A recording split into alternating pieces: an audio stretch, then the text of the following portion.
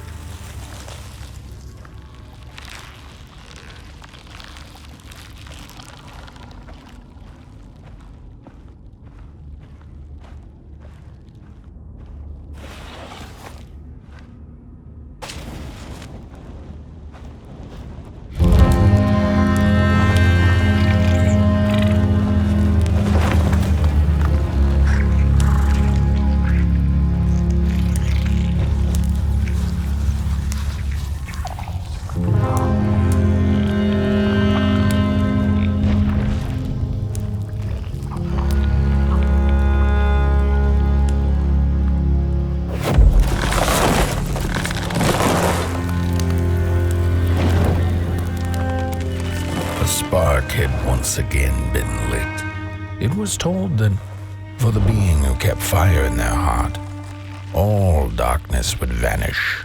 Nevertheless, this long night seemed endless and fraught with perils.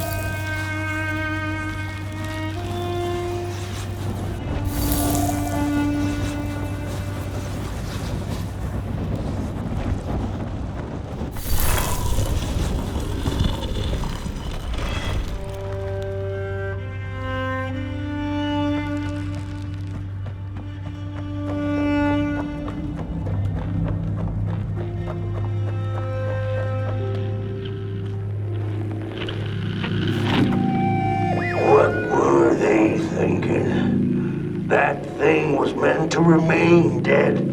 I'm never gonna come out again, no sir. In here it's just me. Alone, some ragdoll with his mask. Alone, and at peace. They burned it all away, and for what? Shine a little light on things?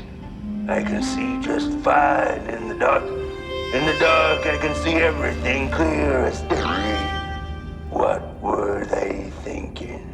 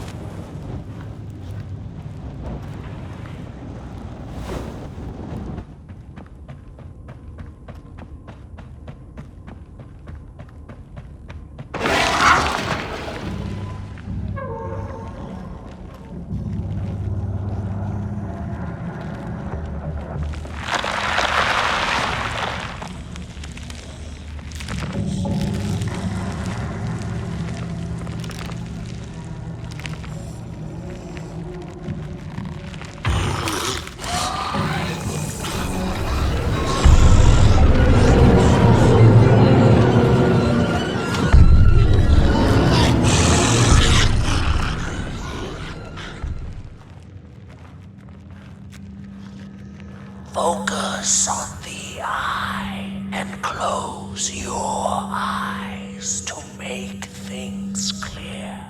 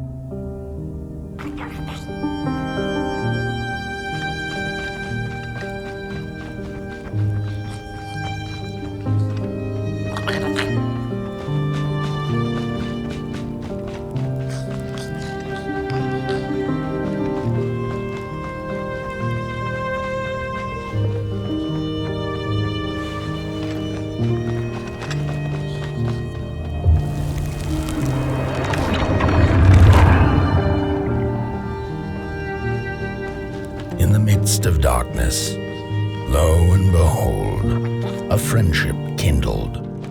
The fire that spread with it seemed so small against the vast night sky, small and flickering, but defiant.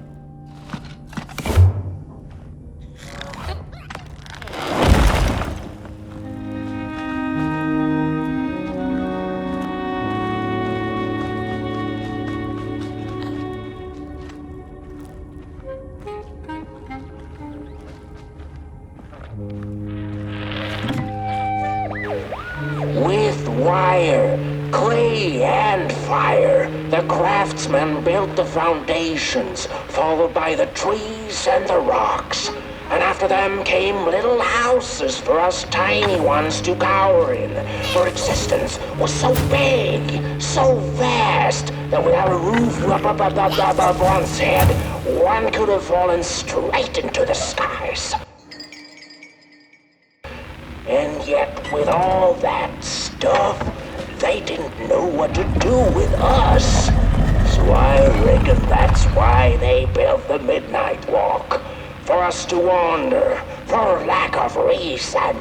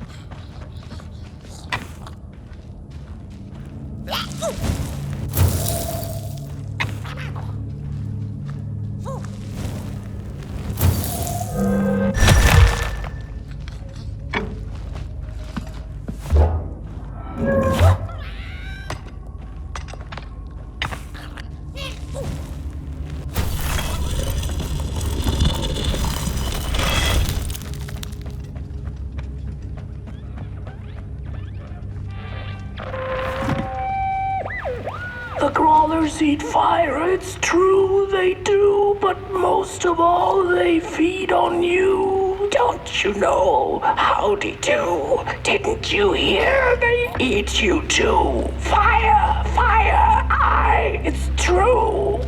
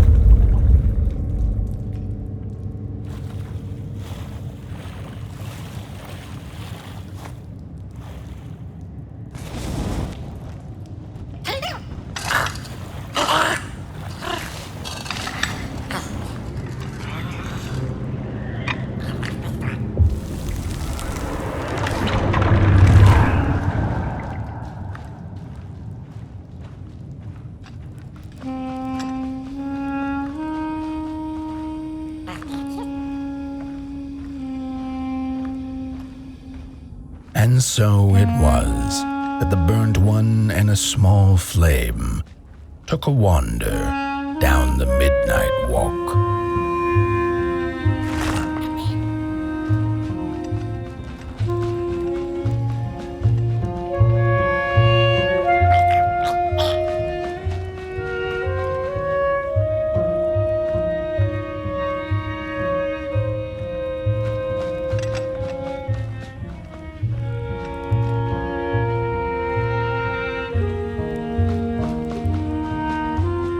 In the closing nights of this era, a wandering flame. How rare, a little Potboy. This is already the end. Your Potboy, the last ember of the work table that was. You are destined to carry this torch to Moon Mountain. It is inevitable. We must all partake. Your purpose burnt into clay. Your Potboy must spread his fire. Walk now, spread your fire. Walk, walk, walk.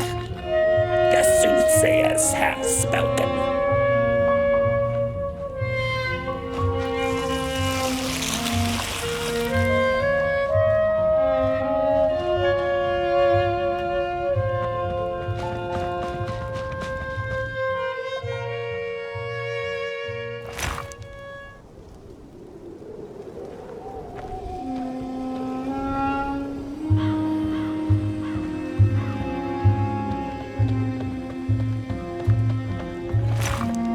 Whether they held or lacked reason, it didn't matter. When times were dark and winds blew cold, there wasn't much left to do, and it was quite enough to simply put one foot in front of the other.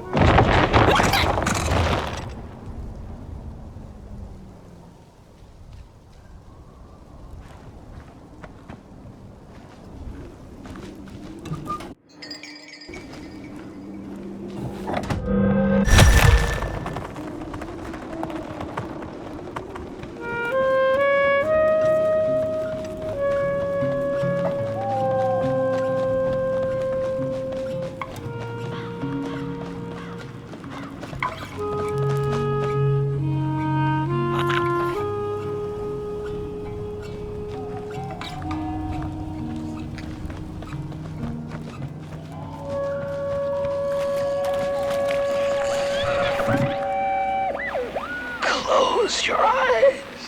Listen. They sense you. They feel you. There's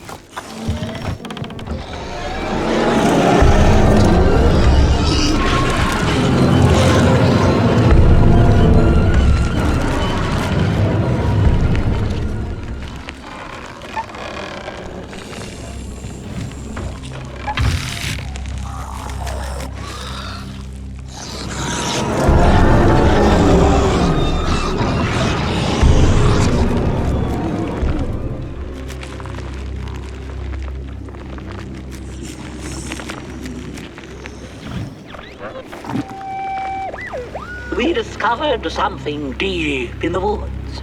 Not crawlers or ghosts, but something else. Something in between. A presence that affects us all. We tried to trap it, but to no avail. We tried to slap a name on it. Manifest a pair of glaring eyes in search of its face. Something to name, so that we could tame it. But the dark itself isn't any thing. It is less than nothing, and also more than everything. Behind, and we invented these shell phones so we could try to talk to it. It picks up the phone on the other side, but it doesn't speak back. Not directly, at least.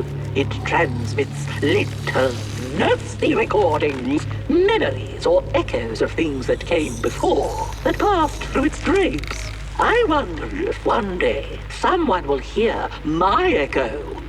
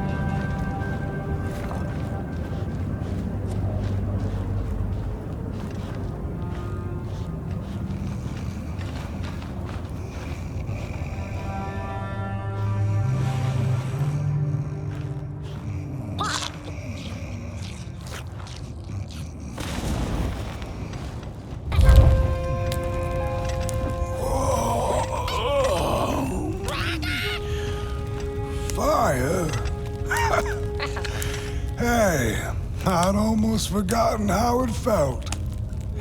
And salutations, burnt one. Fancy meeting one of your kind here.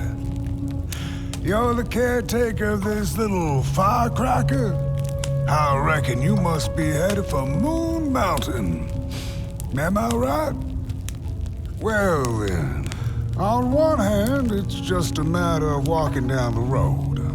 But then on the other, the Midnight Walk has a mind of its own, and a mind to teach its rider a thing or two to boot. So if you are intending to walk the walk, you better How is he? Didn't see you there. So glad to see you back on the move. And as I told you, it ran away from its owners.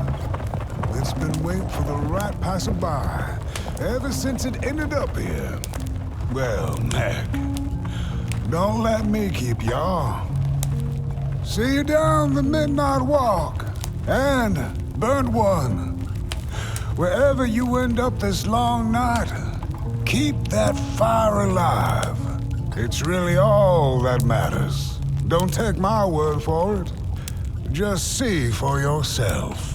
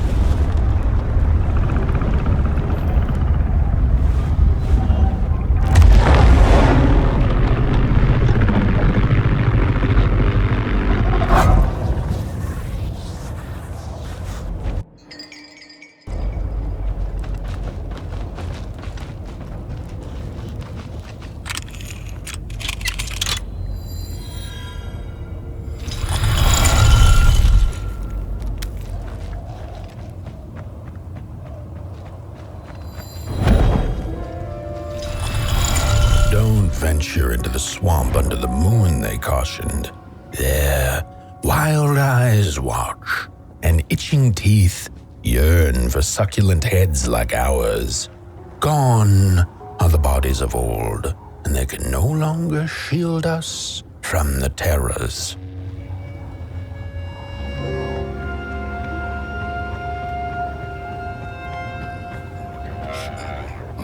Oh, look at those two arms swinging around.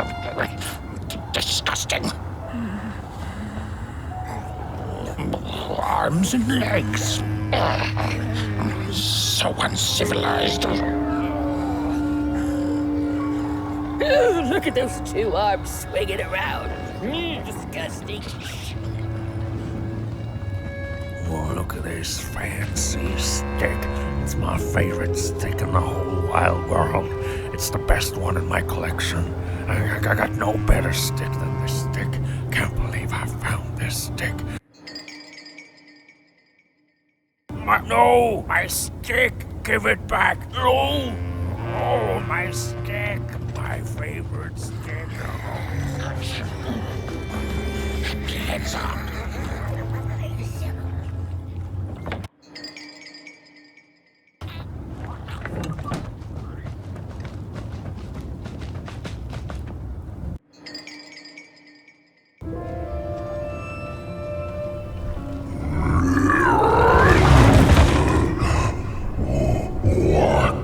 What is this?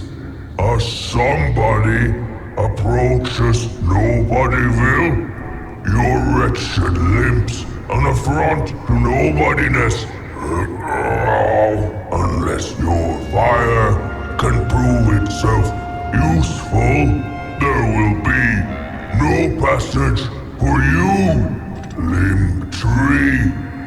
Go away.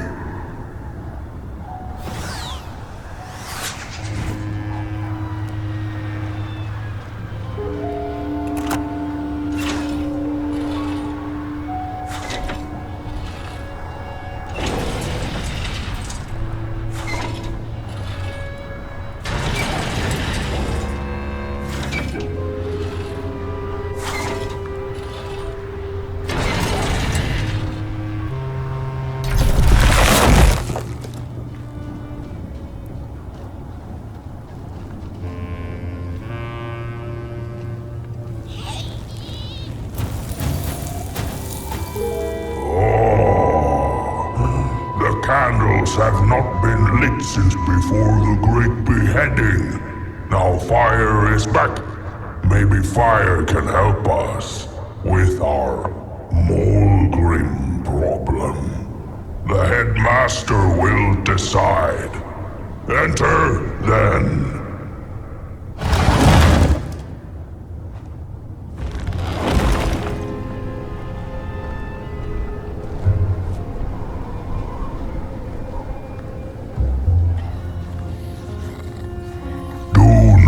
Make me regret my decision.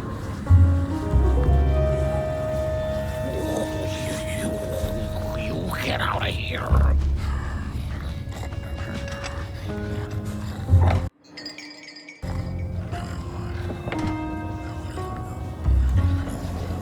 We don't take kindly to somebody's walking around here with 2 feet.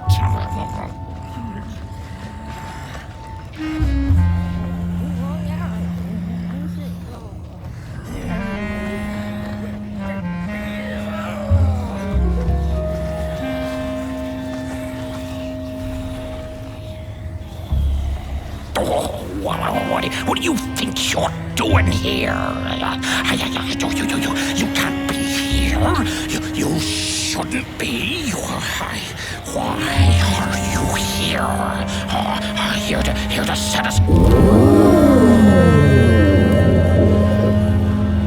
True fire. We nobodies haven't been graced by its warmth since the bodies were banished. They used fire for war. Yes. Now once more, the somebody disturbs our peace and sets fire on things with its tiny fire devil.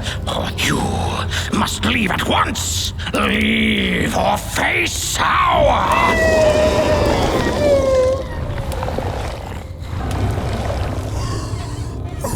It's the Molgrim! The Molgrim!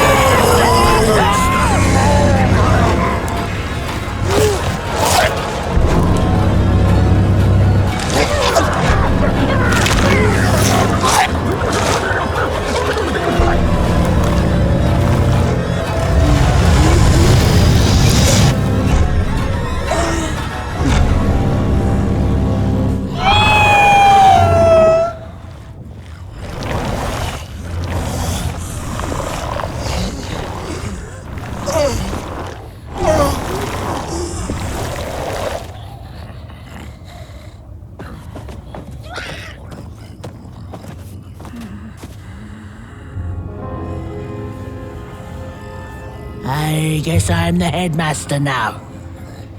As you've observed with your own head globes, we have a problem. It is called the Molgrim. The Molgrim? Recently, she has become bold, moving ever closer to Nobodyville. You should help us get rid of her. Yes, get rid of her. Tame her. Just make it stop. And by the powers suddenly vested in me, I will, shall grant you passage through our fair Nobodyville. Here, take this. Blech. Now, go do the quest. Meet the problem head on. Tame the Molgrim, and we will. I shall graciously let you pass through Nobodyville.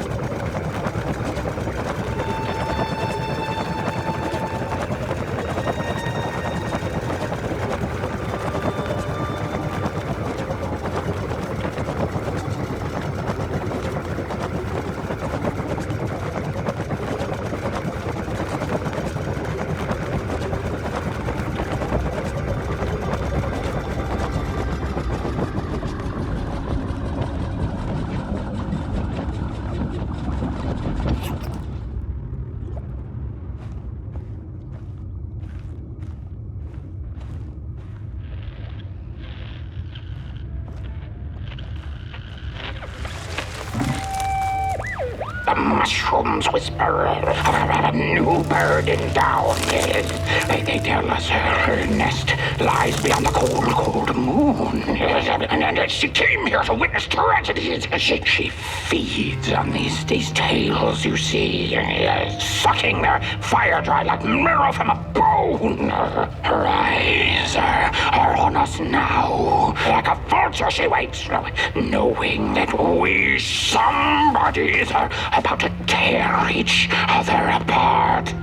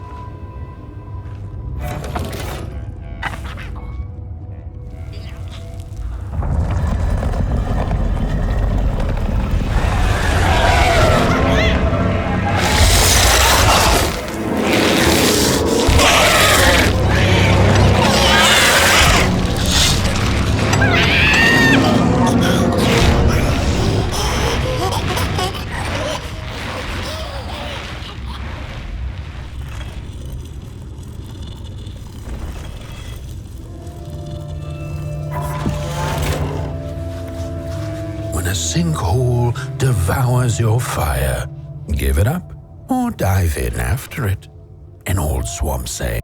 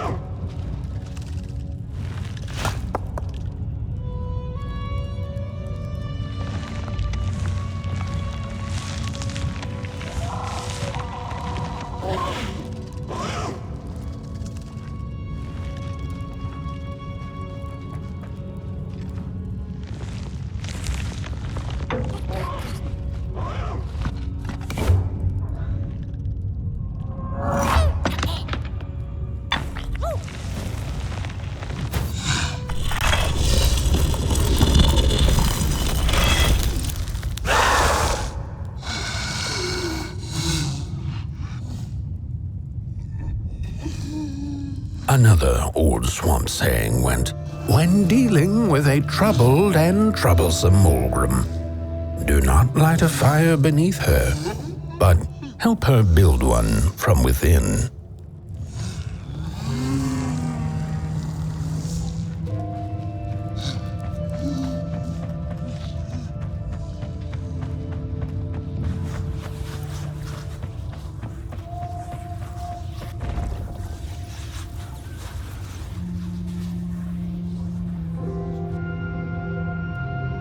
Oh, my neck hearkens the anguished howls of the Molgrim, and the bitter patter of feet. A somebody and its flame, albeit a small one. 'Tis enough, perhaps. The Molgrim's precious shards, they must be returned to her lair, to her cauldron. Only then may the cleansing fire burn.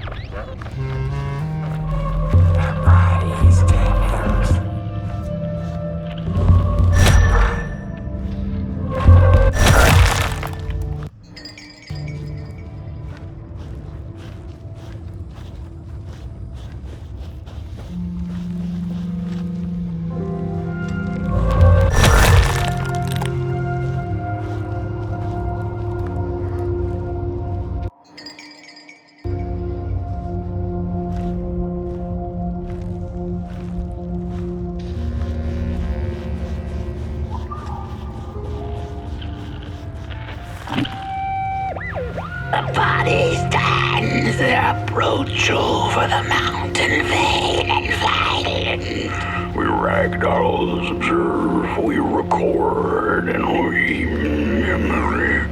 Their faces are masked, they do not know what the sordid yearning hides behind.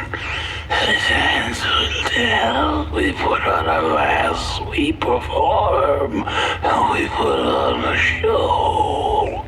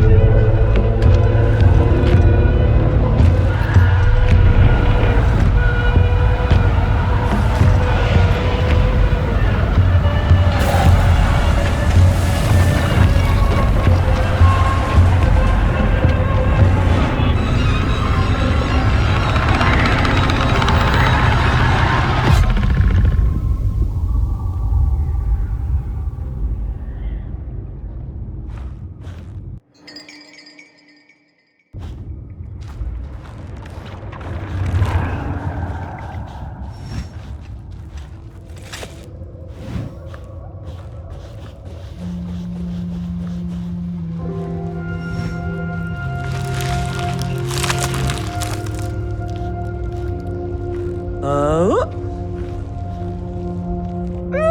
Don't eat me! Well, if you're not gonna gobble me up, then can you maybe take me away from here? Please?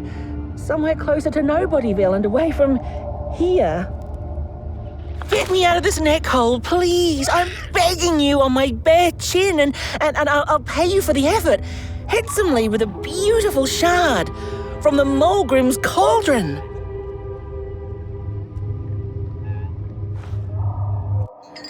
If you just take me to the outskirts, closer to Nobodyville, I'd find the rest of my way back for sure. If you've nothing better to do, that is.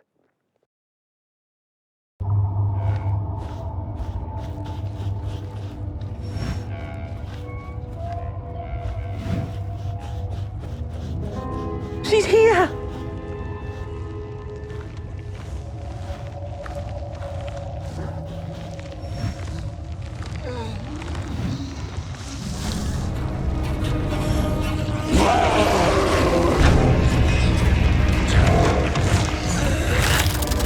Look out!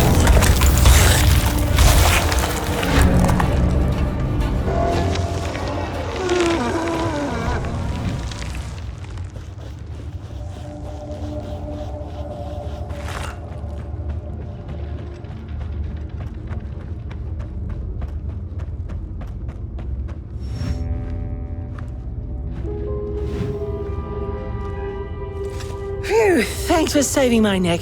And I think I have a reward for you. A real treasure.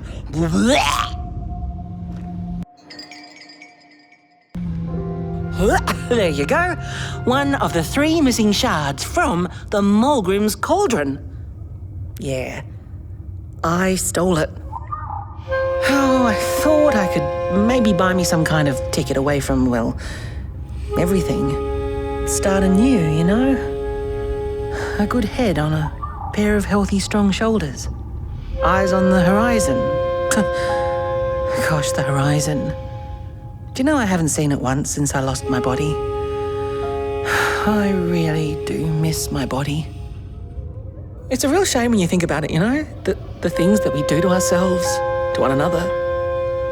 What we did to her, kind. All in the name of some sort of control. It doesn't make sense.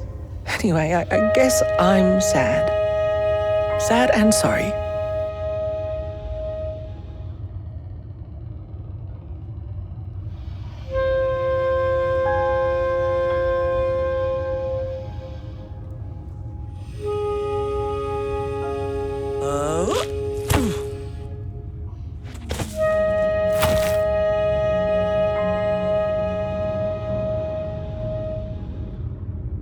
Hey, thanks. You're a great listener. You know that? Just take care of that shard now and maybe put it back where it belongs and... yeah. Goodbye.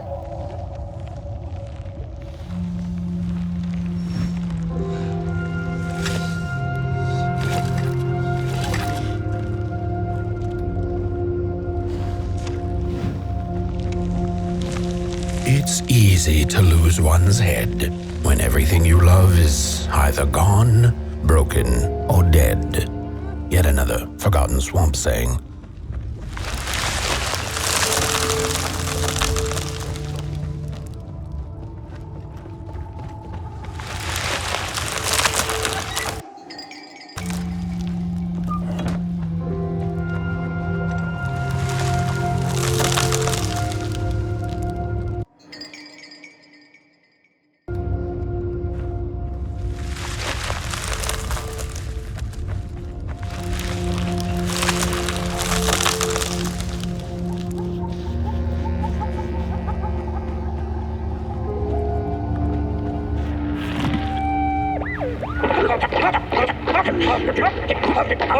Hands up! Ready! Up! Break with your boots! Take with your hand! Full of fire! The fire is ours! Take the charge! Take the fire!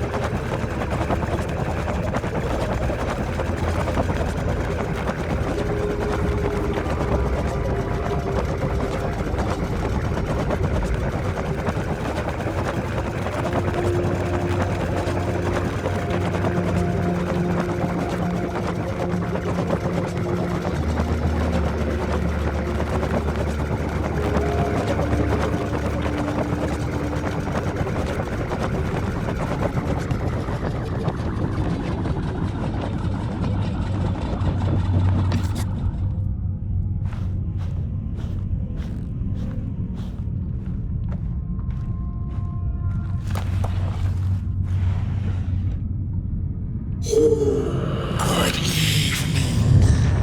Or is it morning or afternoon? Hard to tell without a sun, isn't it? No, it is most certainly night, or moonbirds hooting wouldn't make sense at all. Speaking of sense, will you help an old bird find some in this story? Fire up these dusty murals in the right order, and you will receive a present, a little gift, yes. Bring the fire to the story.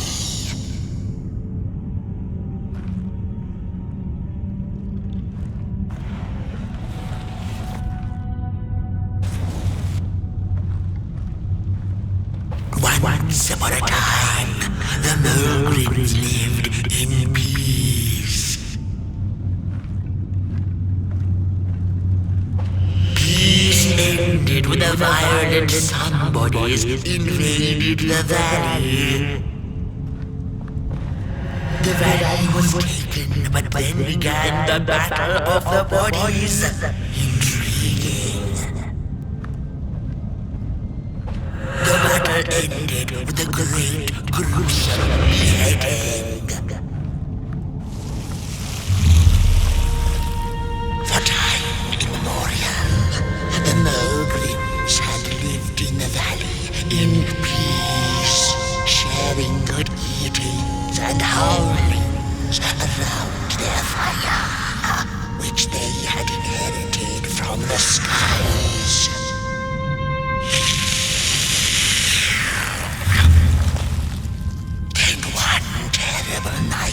Came the violent somebodies.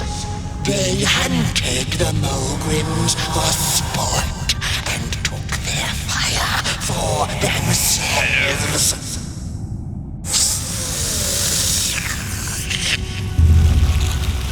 But the somebodies knew not what they were dealing with, for as soon as they held the fire in their grubby hands, they began to fight one another with it.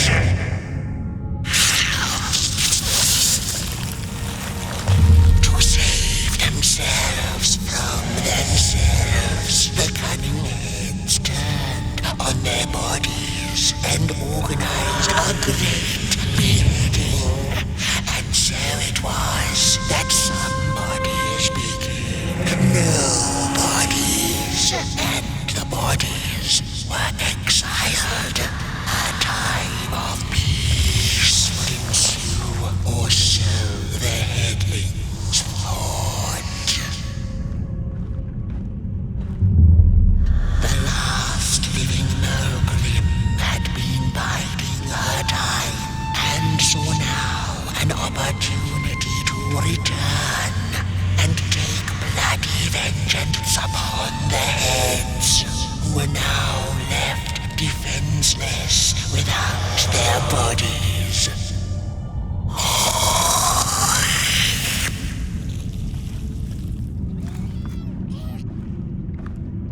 The time of the Molgrim begins anew.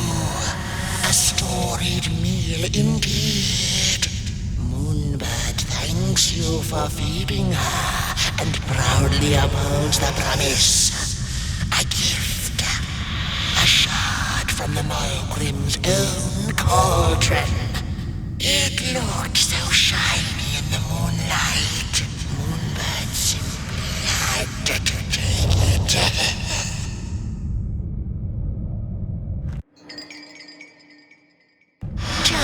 For now, she'll see you in the light.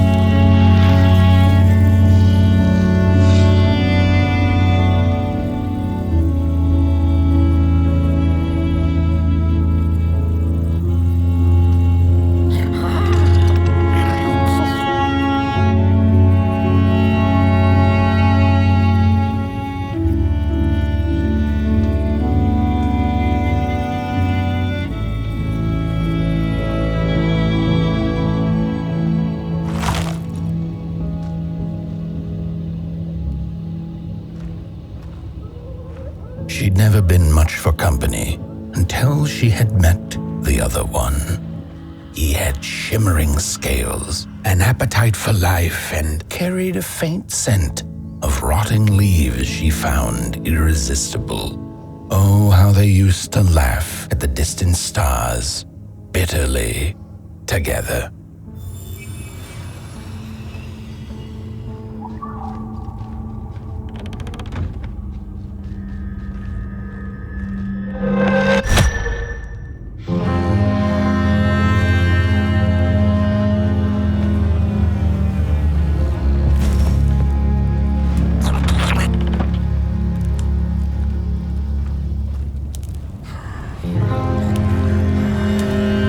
The howls of the Molgrim have gone with the wind, and our headaches settled into gentle throbbing.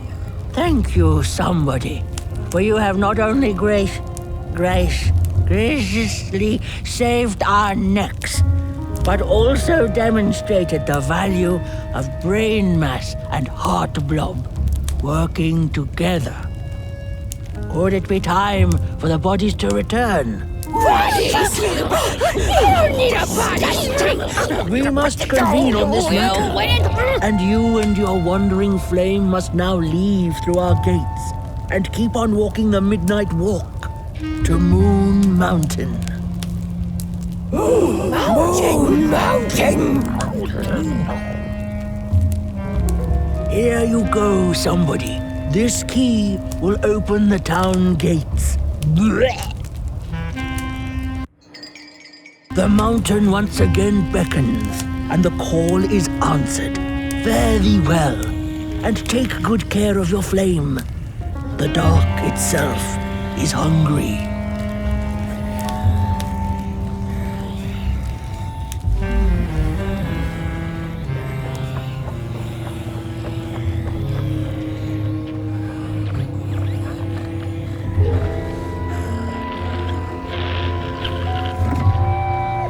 Mind over body! Mind over body! Mind over body! Mind over body! Mind over body! Mind over body!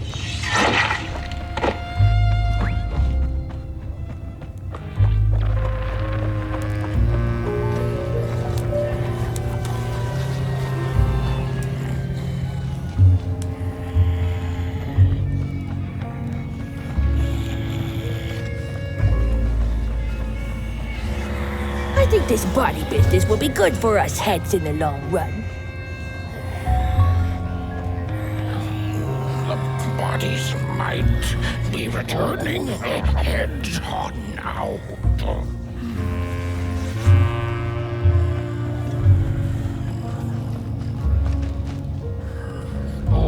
Heads on out.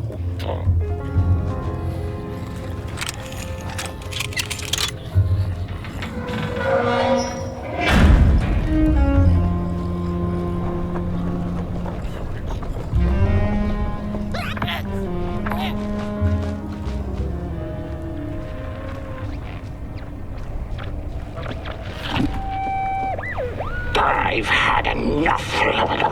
First it was the big Molgrim hunt, and then they forced us out into that make-a-forgiven swamp. I hate hiking. And then when we had nothing left to hunt, we started fighting each other. And then Mr. Mayor gets this grand idea that we should chop our own heads off and banish our bodies. How does that even scientifically work? I've had enough of civilization.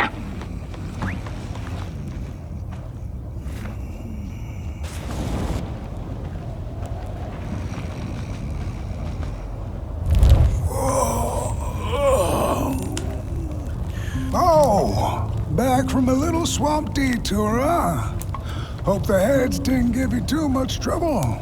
At least your head looks attached to its shoulders and your friend's is, well, burning. So do not despair. Should you once again lose your way along the midnight walk, you're probably meant to.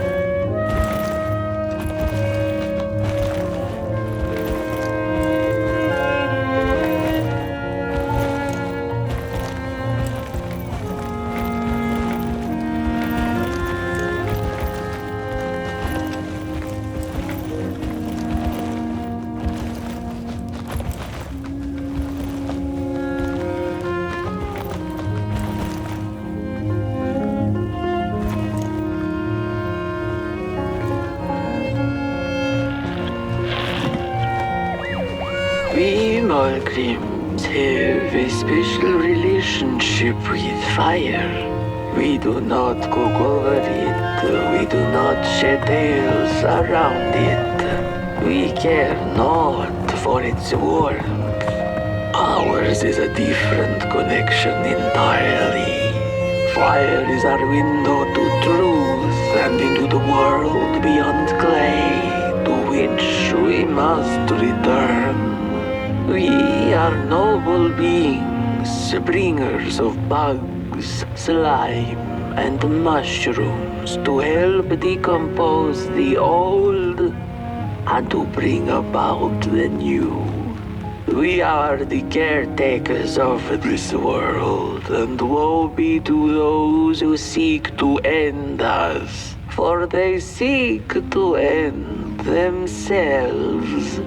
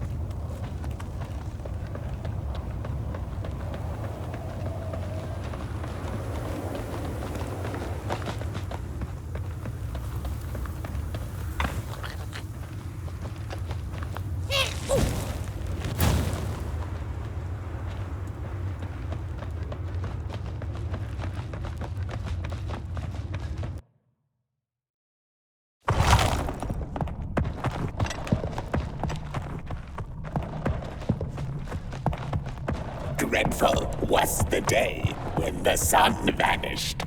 The waters dried up, birds went quiet, and the dark itself seeped unchecked into the work table as the cold, chewed paper moon rose over the mountain. The night that followed would be long as the midnight walk. The burnt one was there. You do not remember, but you feel it, don't you? You are reborn when need arises. This night, Potboy needs you, and Moon Mountain beckons. Its call irresistible. A storm is coming. The soothsayers have spoken.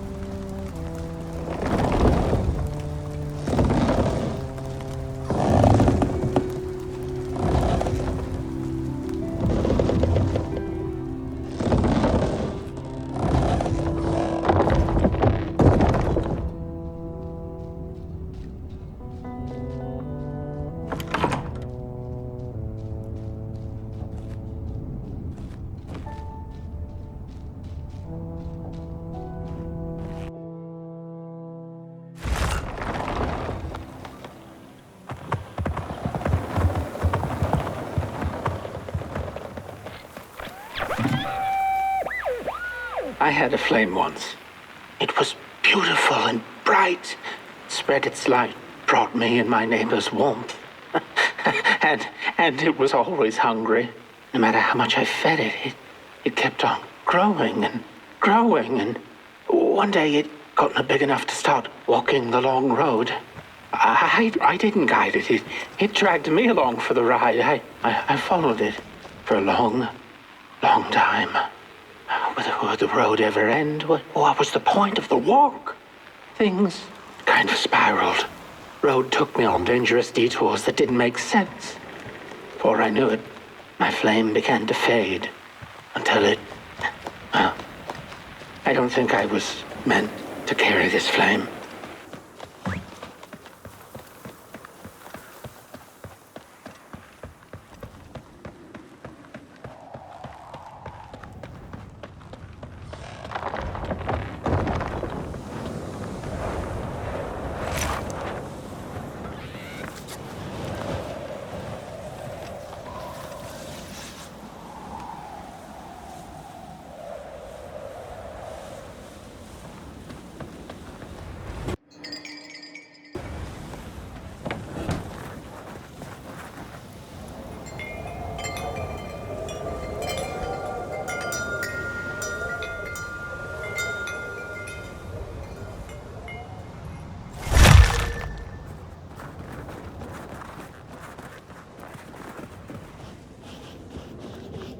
There once was a freezing cat who was looking for shelter when she came across a dark cave.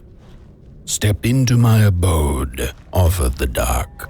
"It will warm you if you surrender your wants."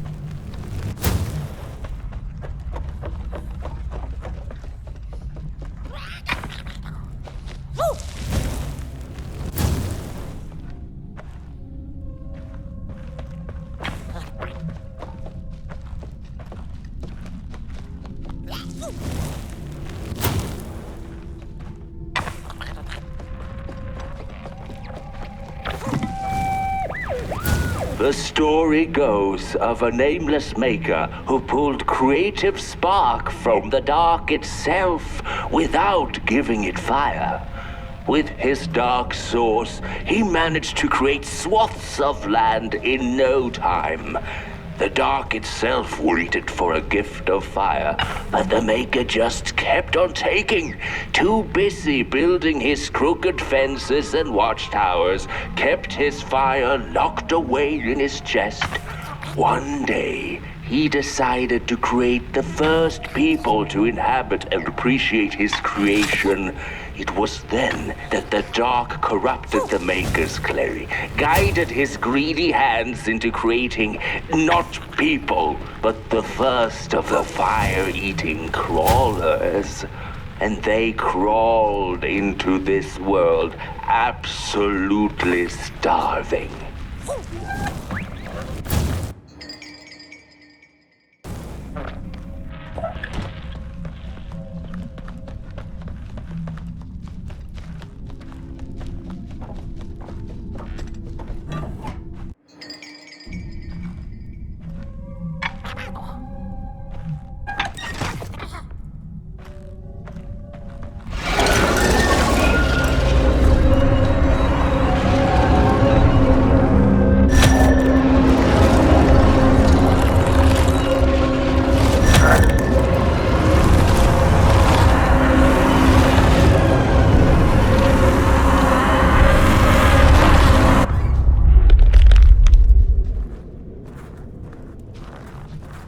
The dark's eyes were much too big and watchful for the cat's liking.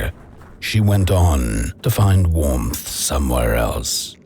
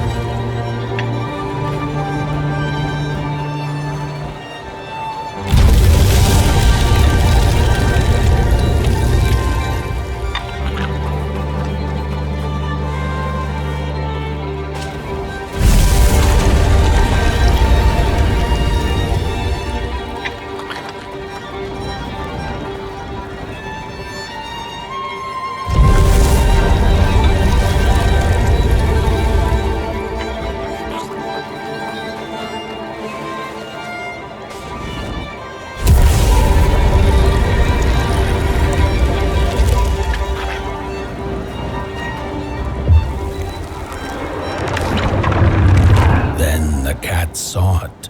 Rooftops piercing the sky. Approaching the town, she was greeted by a crone. Come, kitty, kitty, you must be tired. Sit in my lap. Share your soft fur, and I shall warm you for a spell.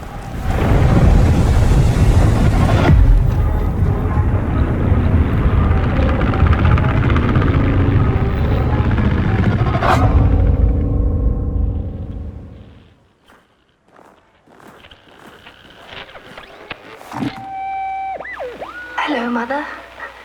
The well said to give it a match, so you and I could talk again. I hope this works, because that was my last one, and well, it's cold now. But it doesn't matter. We can finally talk after everything. So, how are you? Do they have fire where you are? Not the hellish kind, I hope. Is Father there too? I think you should talk to him again.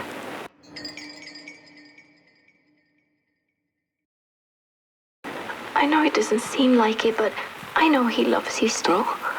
I love you. Still. I can't feel my hands. I can't feel anything.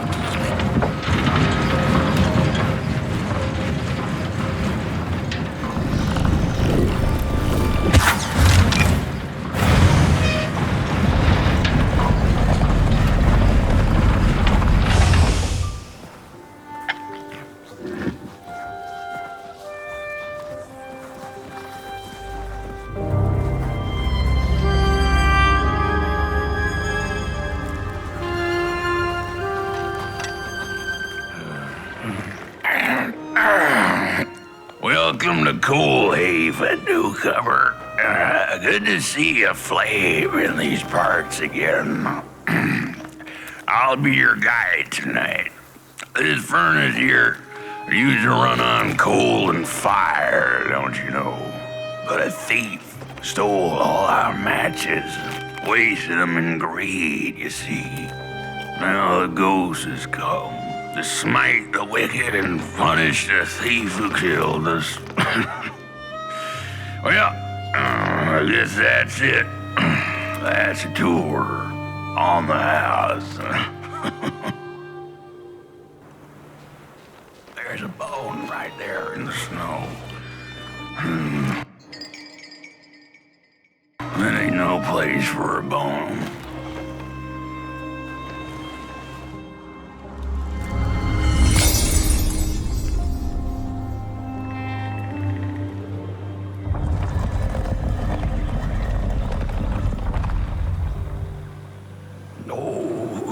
Feel that something's changing.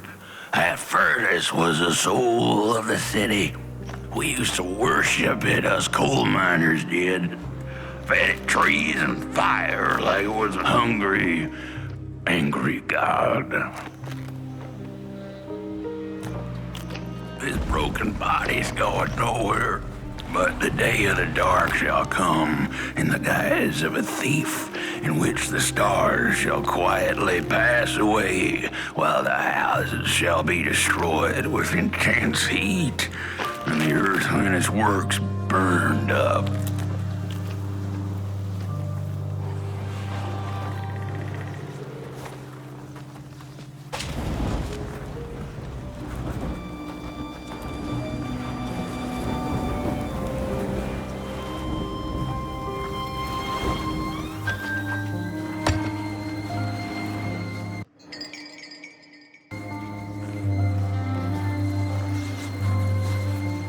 The cat didn't like the crone's crude pettings. Her hands tugged at her fur. Now, rest still, the crone said, as she pulled out a crooked knife. The cat was quick and escaped just in time.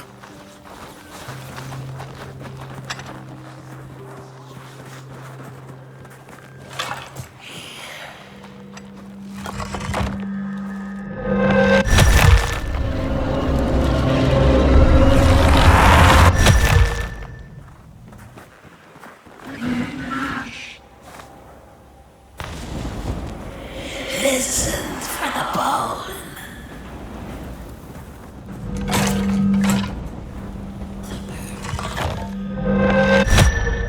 Listen.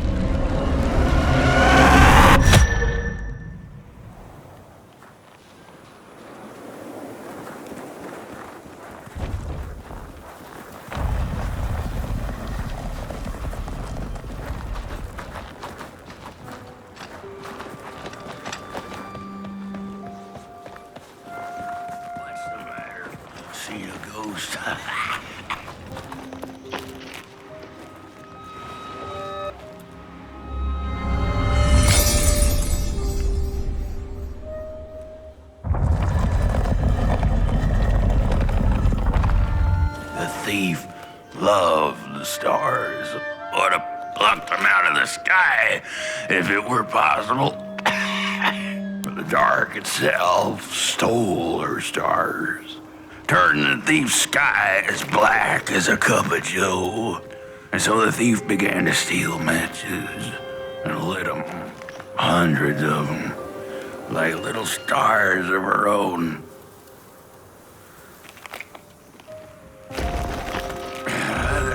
Back to the house on the hill lies open. You hear the scream.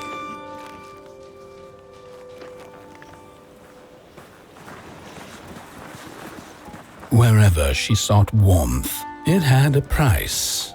The miners needed the cat to get rid of the rats, and the vicar wanted her protection from bad luck.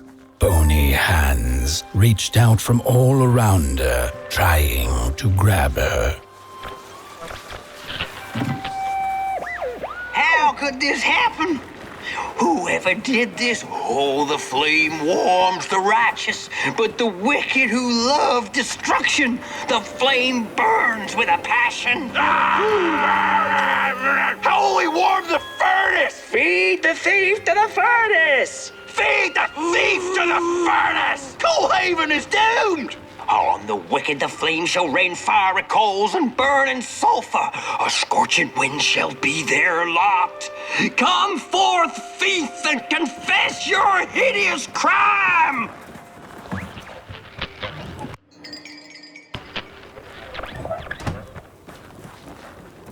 The burnt matches lead to the house.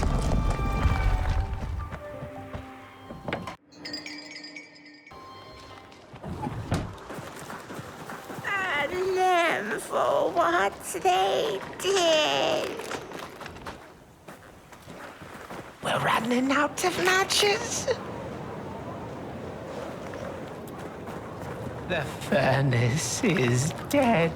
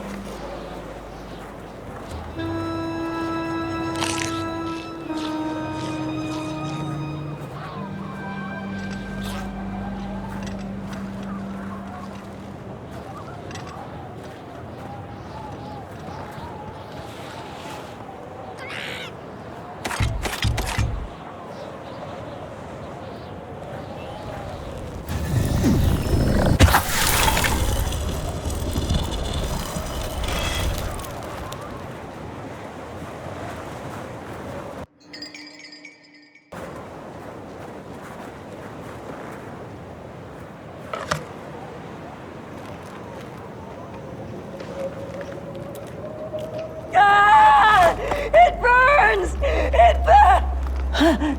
What's... This isn't my body. The fire, did we snuff it out? Where's... Did I save them? The house. It's ruined. Well, it wasn't supposed to go down that way. They locked the door, threw the key into the woods. Huh. There was so much anger, and now there's nothing. This body is so uncomfortable.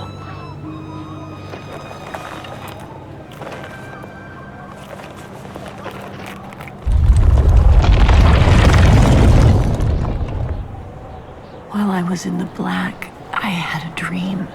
There was a monster in the woods, with our door key dangling from its tail. I ran, tried to chase it, grab the key, and when I did, the creature turned around, and its face, it was the face of this whole town.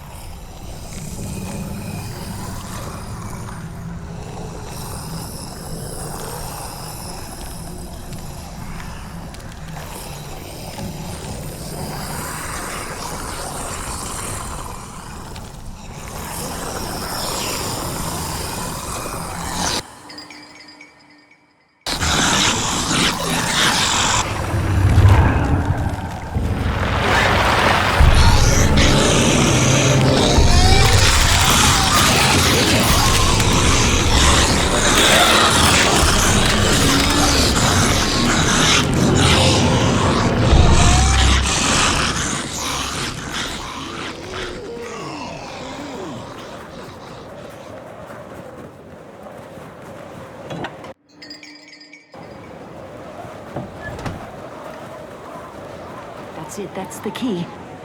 Unlock the door. Please. I want to see my home again.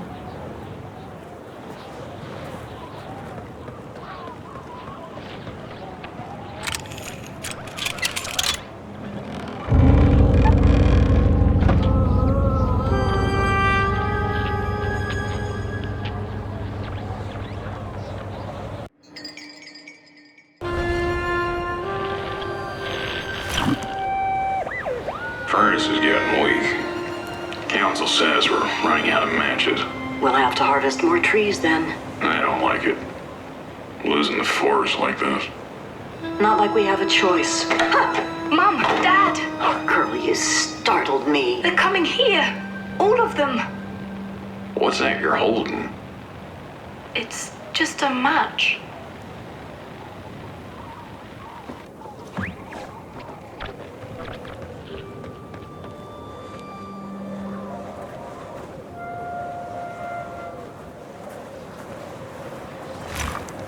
The cat felt as if the walls around her were growing taller, the alleyways narrowing. Turning a corner, she bumped into a girl sitting in the snow. In her bony little hands, a lit match. "What do you think of my star?" the girl asked. "Isn't it pretty?"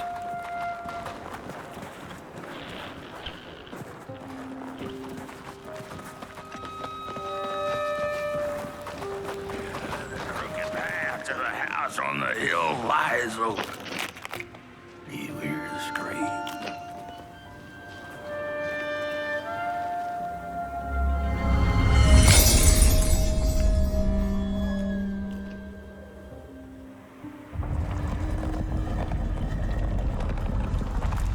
With no matches left, we couldn't light the furnace, and the thief paid a terrible price for her burning greed. As the furnace died, one by one, so did we. But before we perished, the dark itself moved into our hollow husk, turning us cold and wicked. If I had a heart, I'd feel great shame for what we did. I'd feel great shame for what we did. The old man feels it too. Should have been long dead with the rest. He just wasn't ready to go. At least he has a reason for sticking around.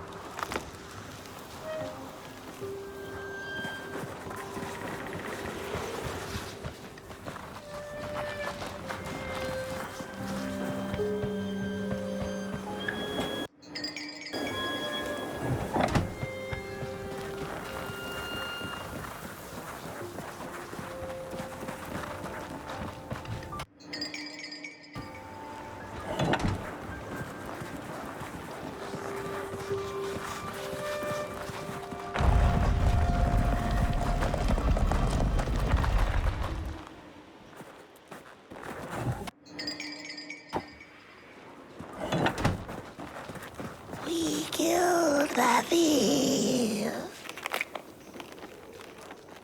The old man is the one left. He carries the shame of us all. No rest for us after what we did.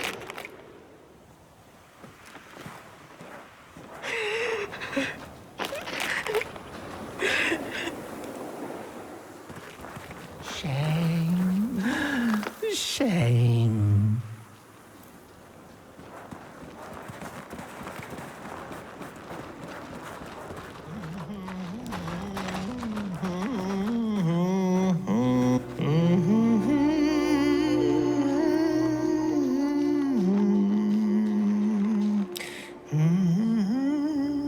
Oh, that voice.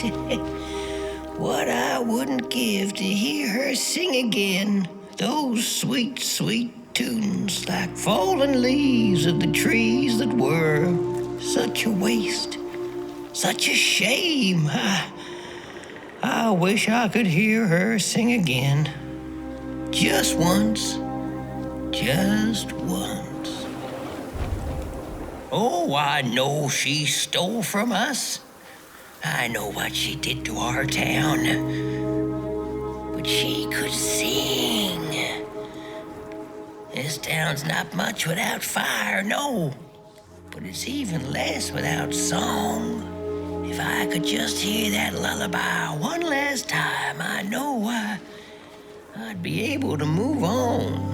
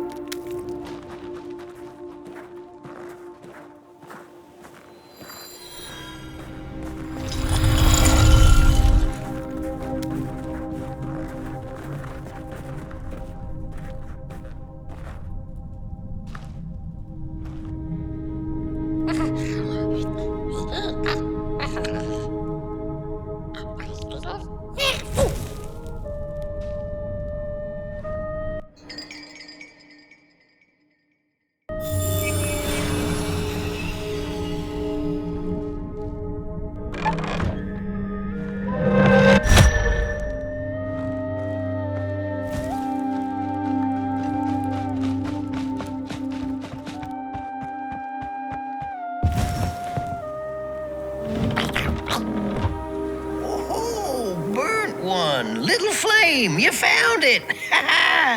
Does it still keep our song? Fire will tell.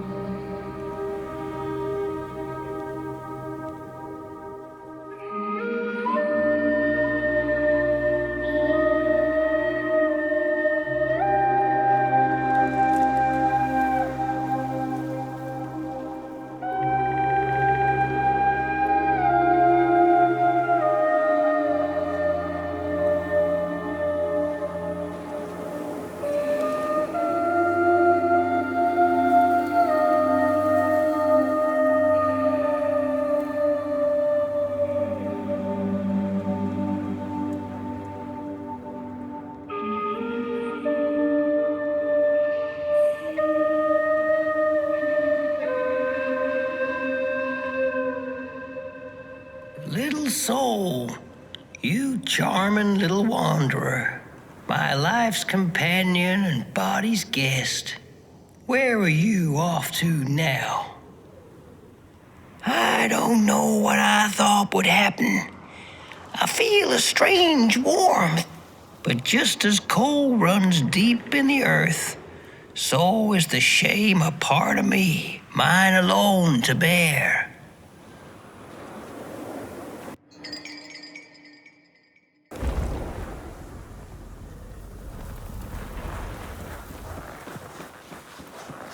The girl offered her burning match, her last star, but the cat could tell she needed it all for herself.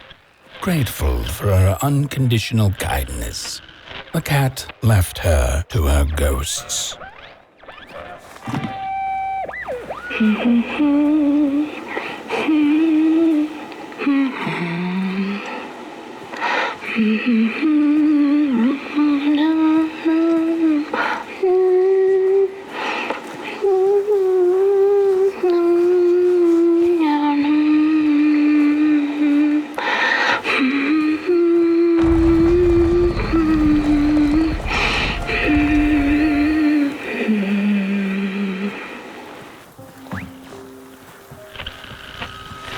Goalhaven's ugly and vengeful, a grave matter indeed.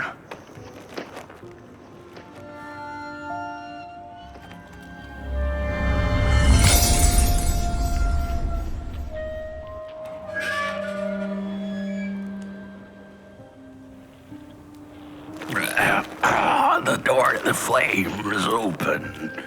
It's already there. You just haven't lit it yet. Now, if you don't mind, a little spark. And just maybe we'll be able to die for real this time. In life, I didn't mind a little loneliness, but this is the worst. The furnace longs to burn once more.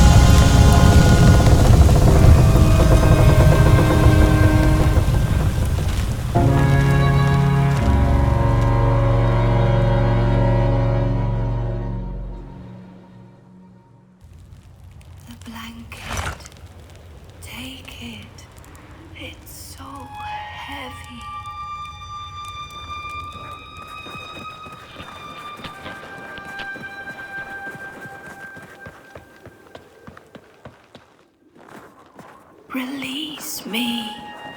Remove the shroud. Light the match. The match. Light it. Please. One last star. Thank you.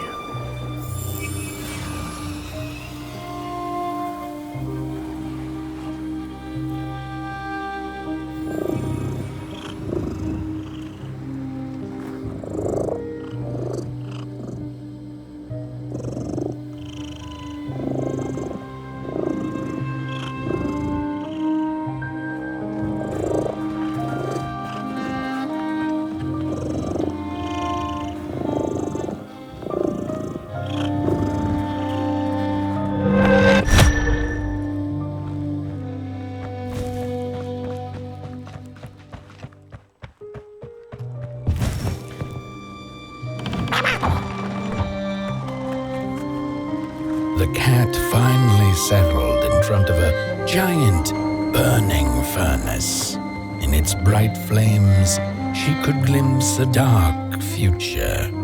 This did not matter to her, for now she was eternally warm and at peace.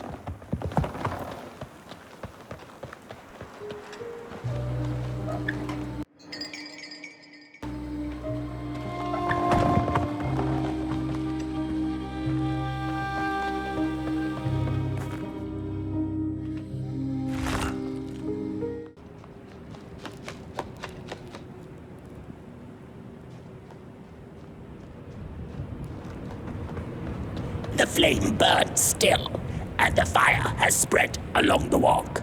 The cold takes its toll, and Potboy's flame flickers. But it is still enough for the climb to Moon Mountain, to light the final fire. The road always leads to Moon Mountain. Hark! His fire belongs to the mountain. It came from beyond the moon. You have always been destined to burn. The soothsayers have spoken.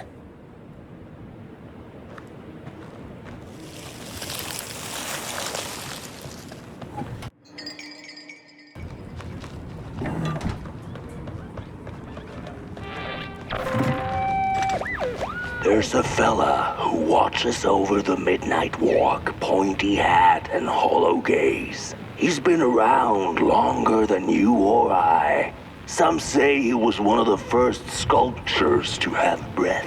Some say he's not from around here, but from another maker's work table entirely. Some say he's seen what lies beyond Moon Mountain. But I just think he's lost like the rest of us, and he's waiting for the right one to come along. Waiting for something that'll give him that eureka for his song.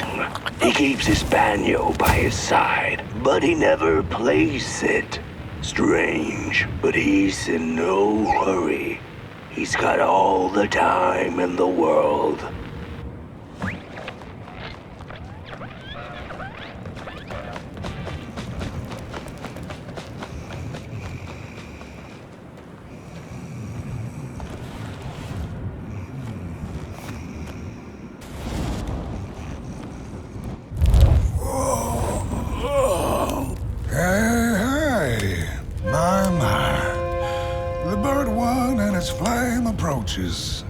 The road's been long, hasn't it?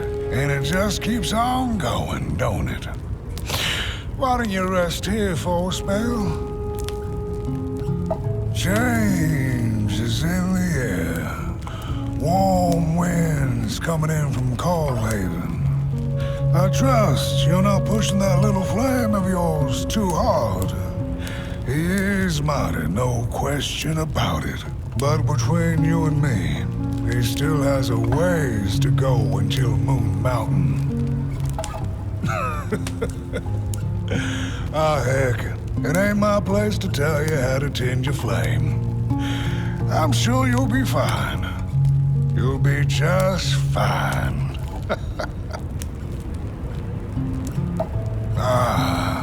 To feel at home wherever you walk. How's it? What a friend to have on the road, huh? Now, there's an open door invitation, if I've ever seen one. Go on in, then. Get some rest. I'll keep watch.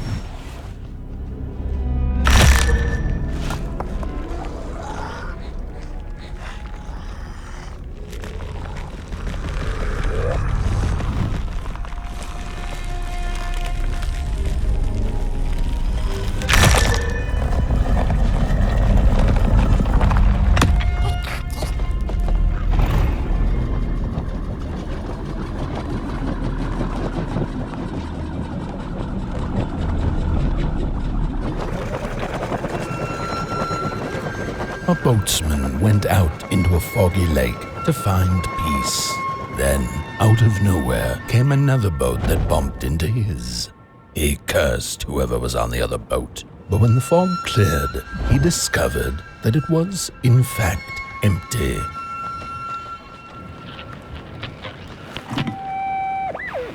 These sarcophagi are molds, rebirthing the bodies of the burnt one. Failure after failure, they keep coming back. They lie dormant, and then they awake at an appropriate time, during times of dark.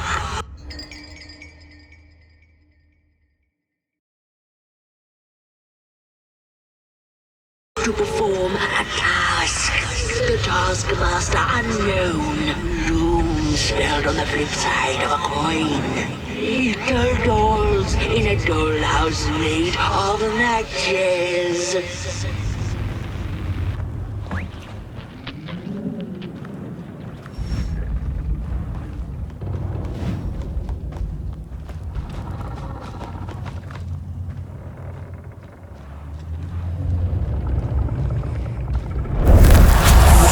A story without a little adversity.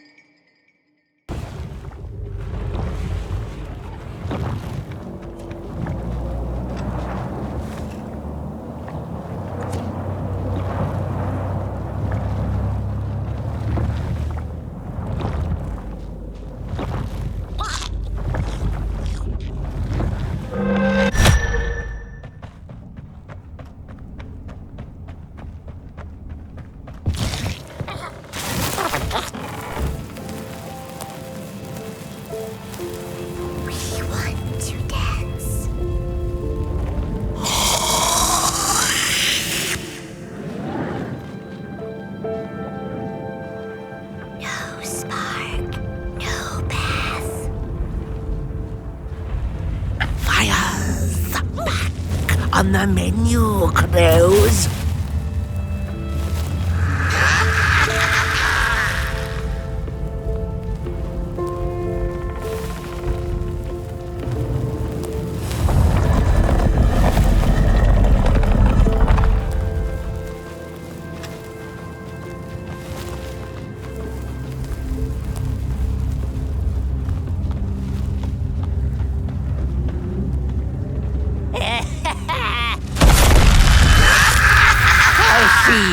Not to crawl closer, Moonbird.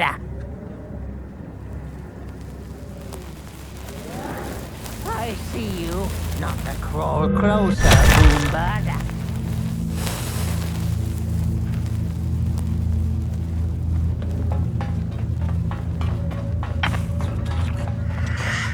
I will rain fire upon your greedy son. Stop that!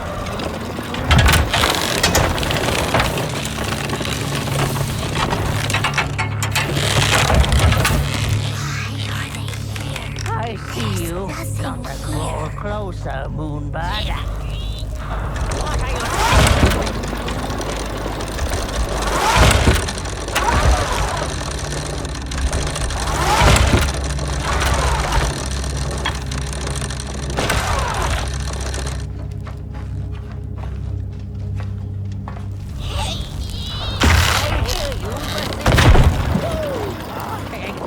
Wait, come on.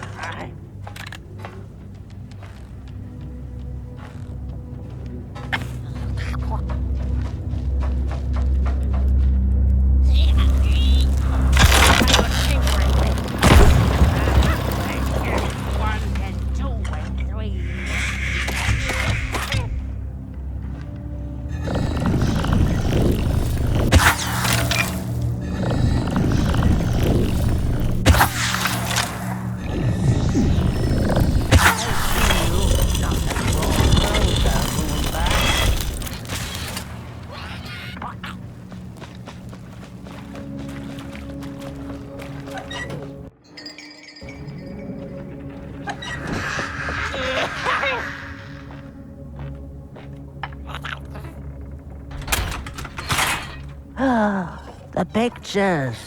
They're moving again. Forbidden. It is forbidden. It is forbidden.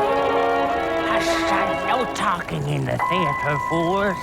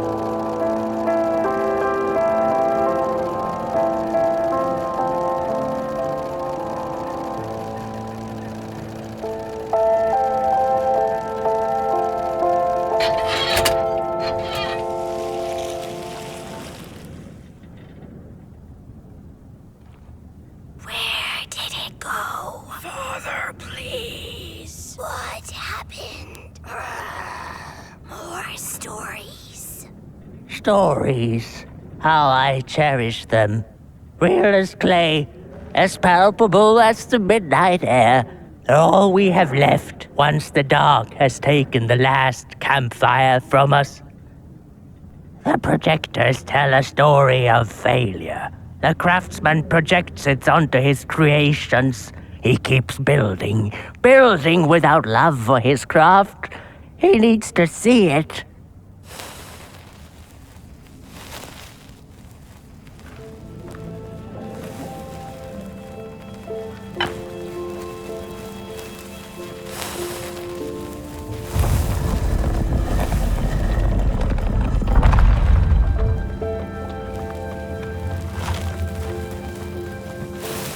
The potter, stuck in the sinking clay in which he had dug so greedily, spoke his final verse. Here was I born, and here I lived. My refuge was the clay, and now the clay has played me false in a most grievous way.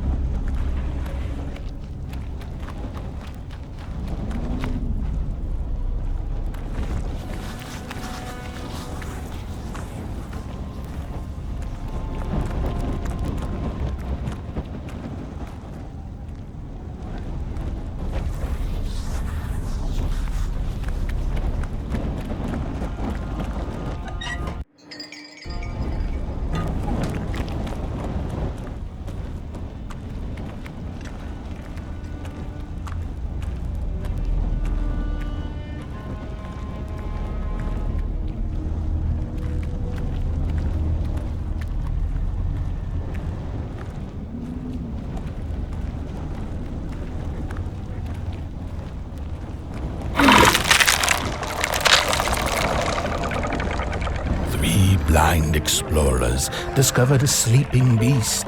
Each of them touched it and described it to one another. Its skin is coarse, said one. No, its ears are big, exclaimed another.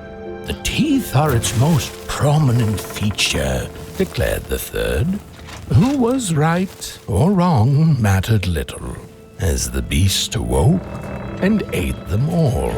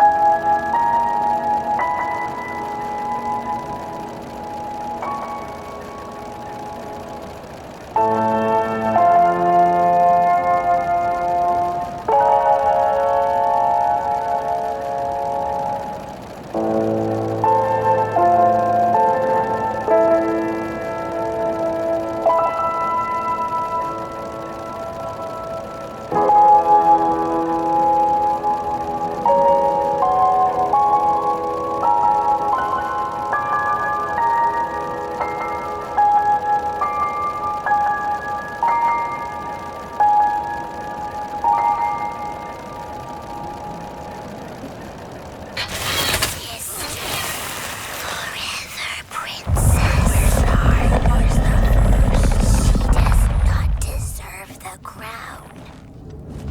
Rule.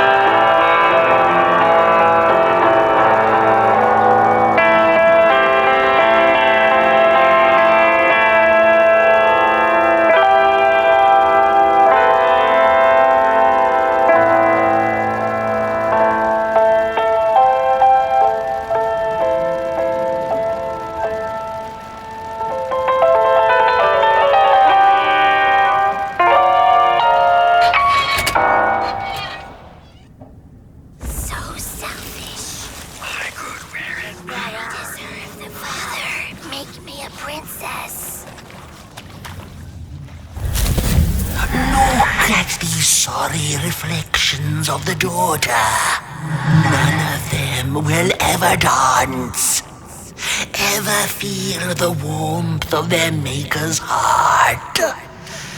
They can never be enough.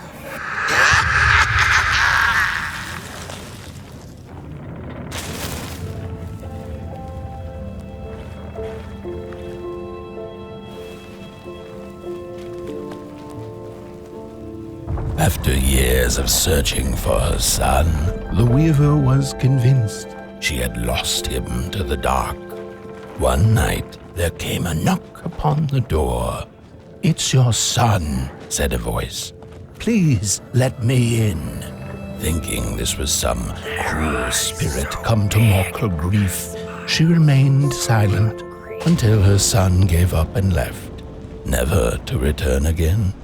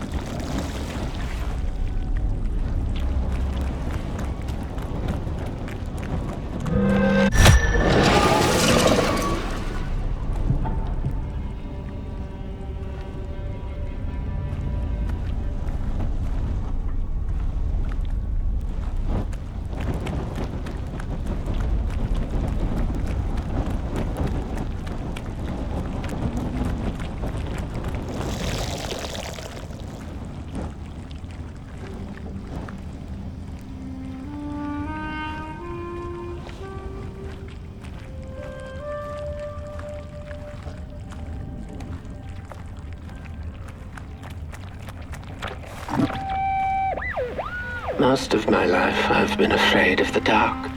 When I was little, my childminder got annoyed with me and tossed me into a wardrobe as punishment.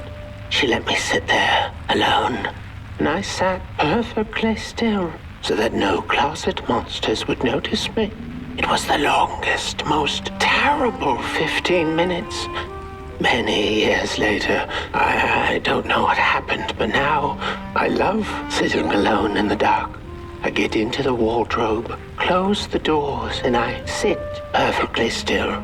It's like a void, empty, but not cold, where nothing exists and everything is possible.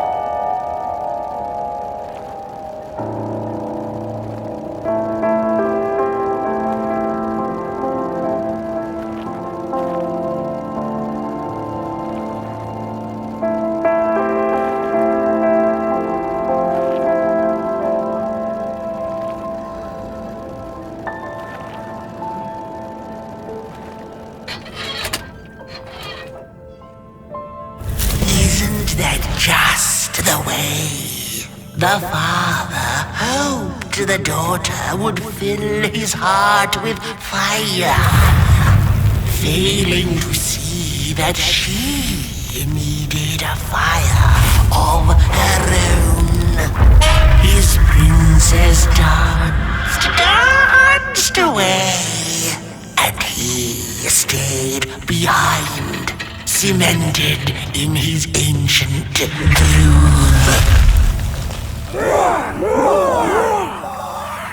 The heart is a bottomless pit, never sated, always craving for more.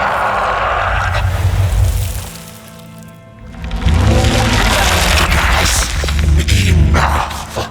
Keep on walking the midnight walking. Don't run all the way to your infernal doom. She will be there to gobble up the embers.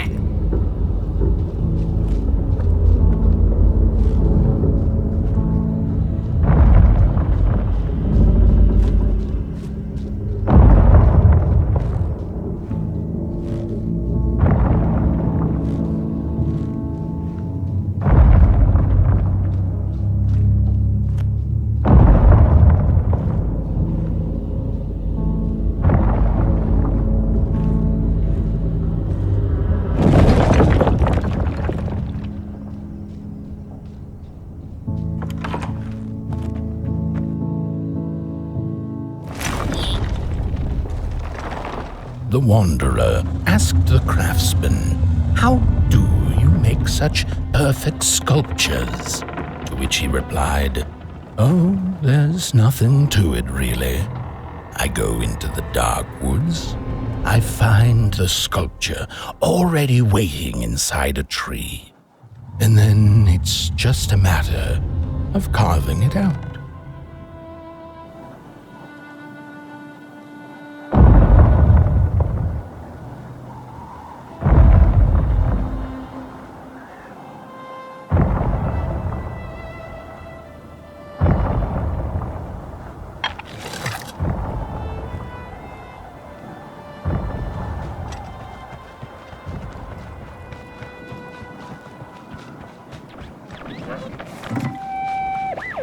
When I was a child, I exchanged letters with a monster in the woods.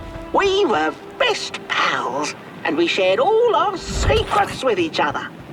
One day, my sister told me that the monster wasn't real. That she'd written me all those letters to play a joke on me. But the joke's on her, because I knew the truth about the monster in the woods. And we exchange letters to this day.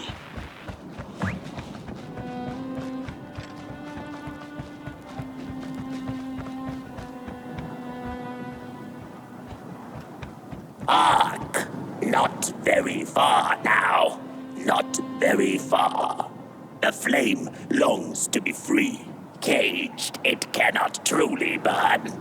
How beautiful. How tantalizing. It is simply the way of fire. It is what it is. It is what it is. You must release it at the summit. The soothsayers have spoken.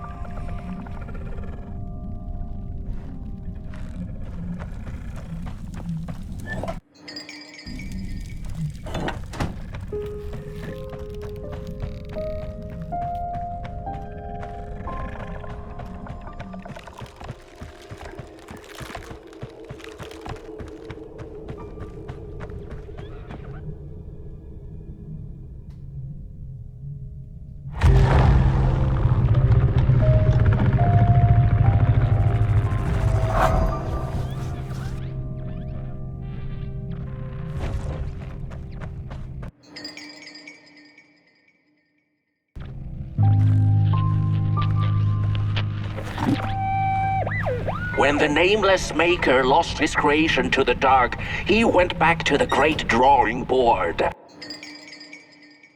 In his desperation to regain control, he made an attempt to sculpt the face of the dark itself, something he thought he'd glimpsed in his nightmares. But the face wormed itself out of his mind's eye, and instead his twisted sculptures came alive, grinning and many-legged. Thus, the grinners escaped and seeped into this world as a reminder to the maker that there is always something to smile about, even when things don't go the way you hoped.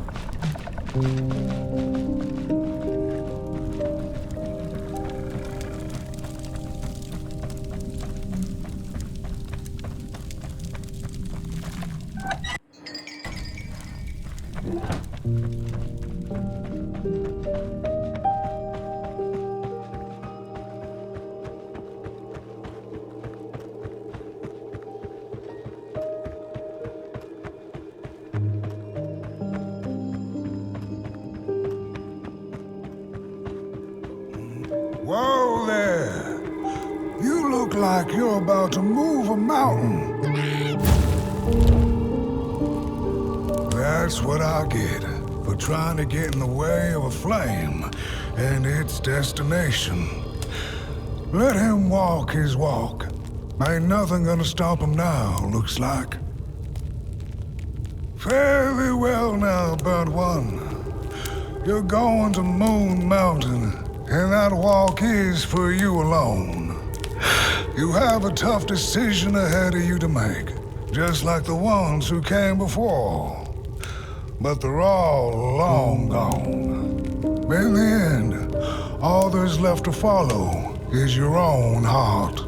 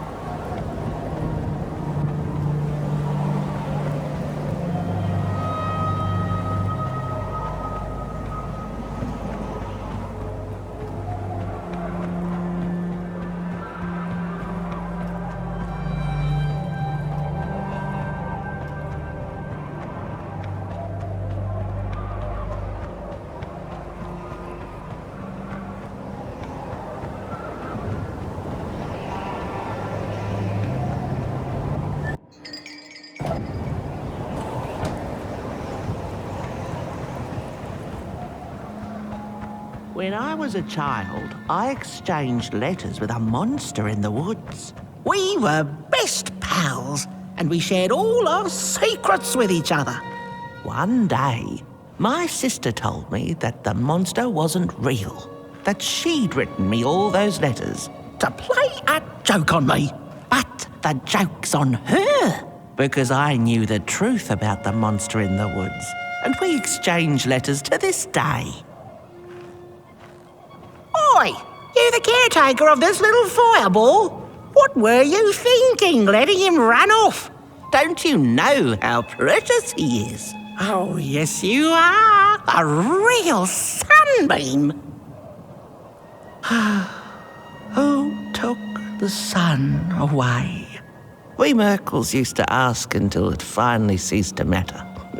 Night skies like these, trouble seems so far away, doesn't it?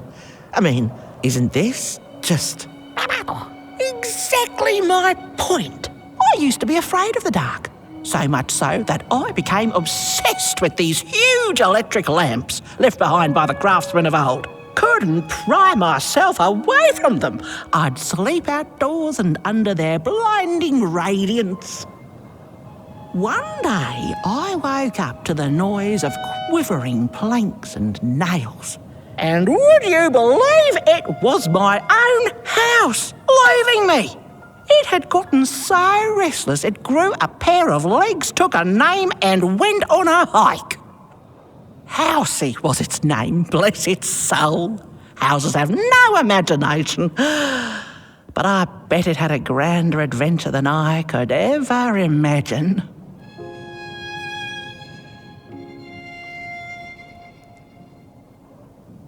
This little flame is your home, burnt one. Keep him nurtured and safe, and you'll always find yourself in the right place. Through the rain, in the dark, and over Moon Mountain.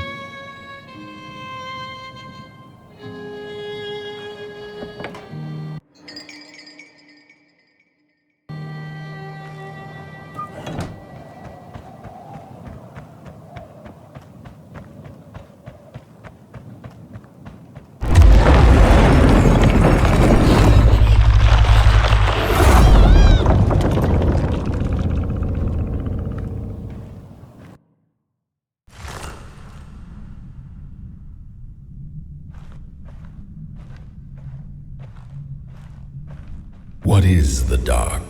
Is it ugly and cruel? Is it a place for monstrosities, for fools lost in the woods? A terrible void where all your nightmares come true.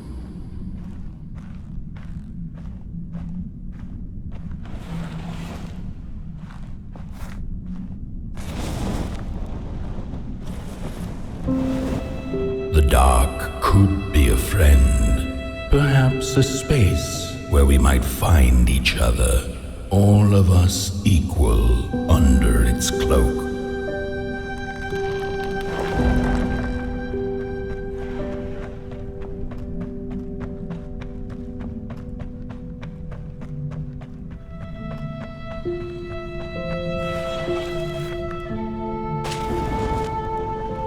The dark could be an embrace and the release of the old, like taking off a tight shoe, laying bare one's feet, and taking a first step onto a new adventure.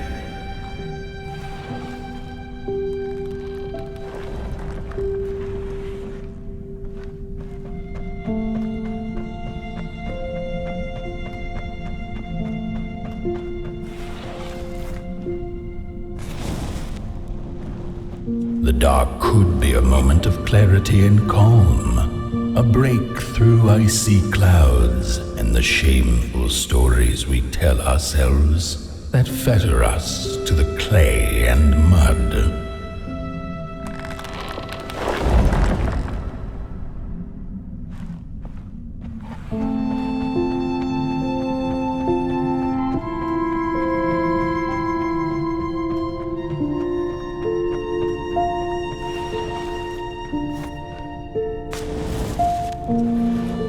The dark could be the space and time that we need to recover from the death of a dream and the quiet promise of a new waiting on the other side of grief.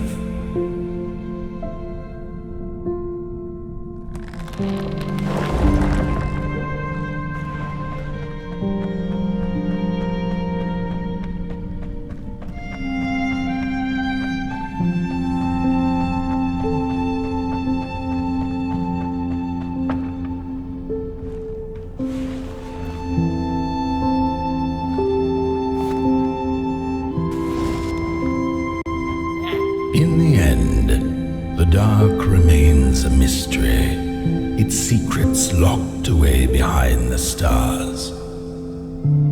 But one can rest assured that it is always there, watching, patiently waiting for us to enter it, with fire in our hearts and with eyes wide open.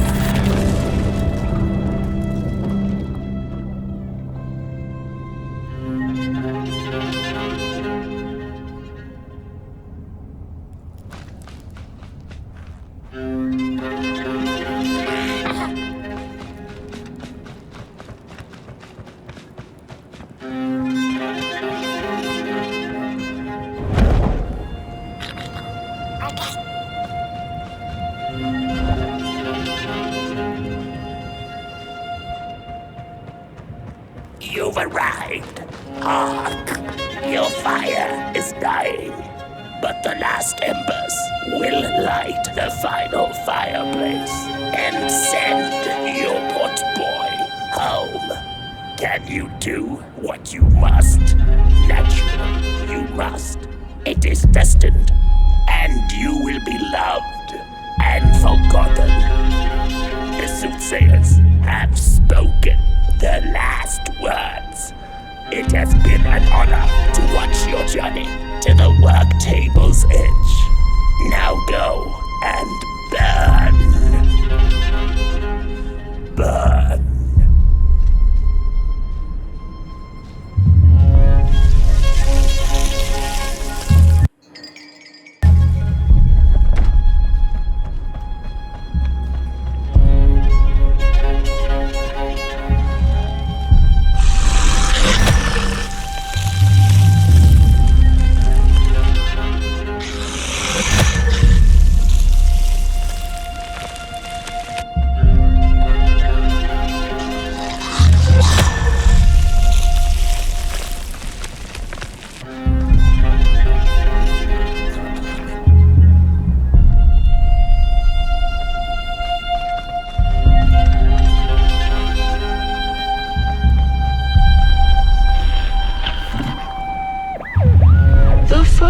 Two-legged beings did prosper under the first sun, but it didn't matter how much they bathed in its light. They craved more.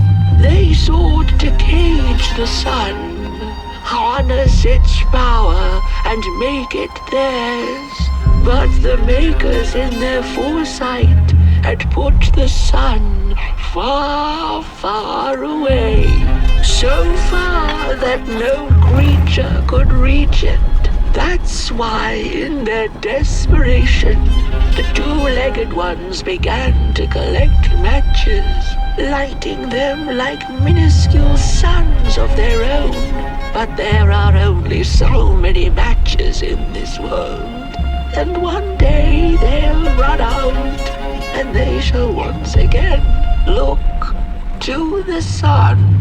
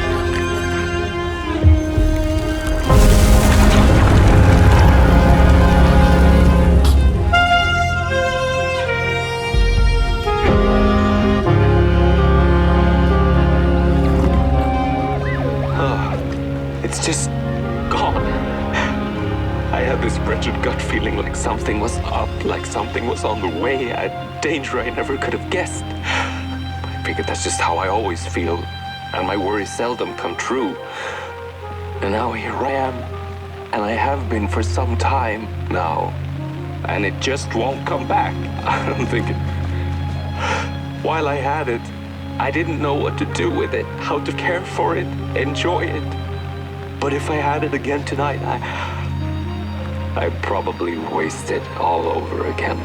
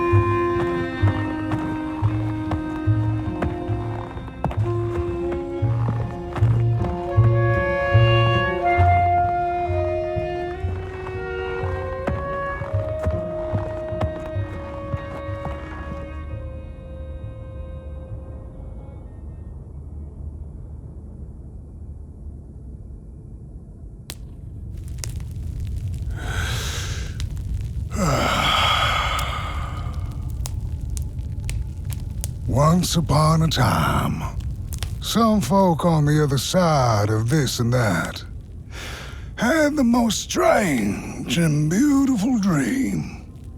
I hope that tonight you caught a glimpse of it, and I wish you the levity and grace to smile in the darkest of times and on the way down your midnight walk.